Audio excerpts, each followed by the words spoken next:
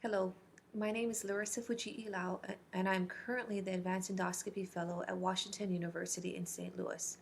I am honored to discuss in the GIE author interview series the manuscript entitled Preliminary Endoscopic Ultrasound Derived Criteria for Distinguishing Benign from Malignant Metastatic Solid Hepatic Masses, which was performed at Mayo Clinic, Rochester. Before getting into the article, I would like to take the time to thank all of the co-authors who contributed greatly to this study. One of the most common indications for endoscopic ultrasound, or EUS, is intra-abdominal or intrathoracic malignancy staging. Detection of metastases during EUS is an important component to cancer staging and helps direct patient care. In some practices, the liver is viewed as inaccessible and often too high risk to permit tissue acquisition using EUS-FNA. The relatively limited use of EUS for hepatic metastasis evaluation is hampered by the uncertain endosonographic appearance of benign and malignant hepatic masses. Our aim was to describe our experience with EUS-FNA of hepatic lesions. To assist with the decision-making process of which hepatic lesions should undergo EUS-FNA, we also wanted to derive and validate criteria that help to distinguish benign from malignant metastatic masses. Over a 12-year period, 336 patients underwent EUS-FNA of hepatic mass. Majority of the hepatic masses were found during staging of pancreatic cancer. FNA was performed in the right lobe in up to 8% of cases. CT identified the hepatic mass in only 51% of patients, and those that were identified were significantly larger than those that were not identified. Serious adverse events occurred in 3% of patients. The FNA interpretation was compared to a strict diagnostic gold standard consisting of cytopathologic, radiographic, and clinical data. After excluding indeterminate, false negative, and false positive results, as well as cystic lesions, we then separated the remaining 200 masses into two groups of 100 cases matched in regards to both the primary tumor site and the percentage of cases with a positive FNA result.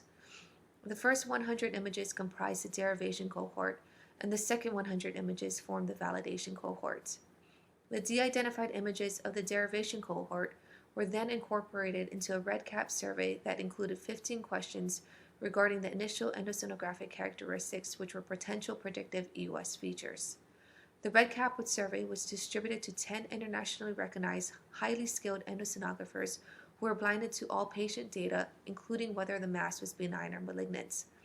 The mean accuracy of the diagnostic impression of the 10 experts was 73%, while the overall inter-observer agreement for all of the 15 initial endosonographic characteristics was only fair with a kappa of 0.39.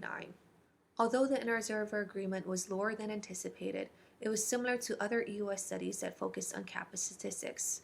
After discussions with our statisticians, we used the endosonographer with the highest diagnostic accuracy to complete the process of deriving and validating the EUS criteria. Using the answers from the 10 expert endosonographers and performing an unblinded re-review of the derivation cohort, this endosonographer derived EUS criteria that helped to distinguish benign from malignant hepatic masses. Logistic regression analysis was performed on the EUS criteria to determine the strength of association between each feature and its malignant potential. Using the strength of association, a point system was derived, and a score of at least 3 points was deemed to be the most predictive of malignancy.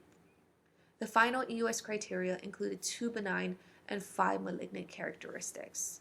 The benign criteria were presence of either a distinctly hyperechoic appearance or geographic shape.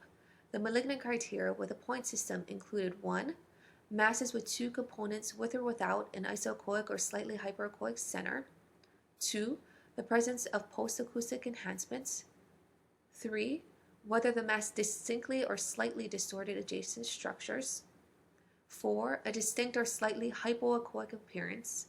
And 5. A size of at least 10 millimeters.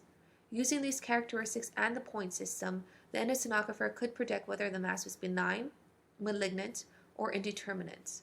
Further details regarding the point system are included within the manuscript. The expert endosonographer then evaluated the derivation and validation cohorts applying the EUS criteria. The area under the ROC curve was similar between both cohorts, and the positive predictive value of the criteria was 88% for a score of at least 3 in predicting malignant hepatic masses. In conclusion, this study highlights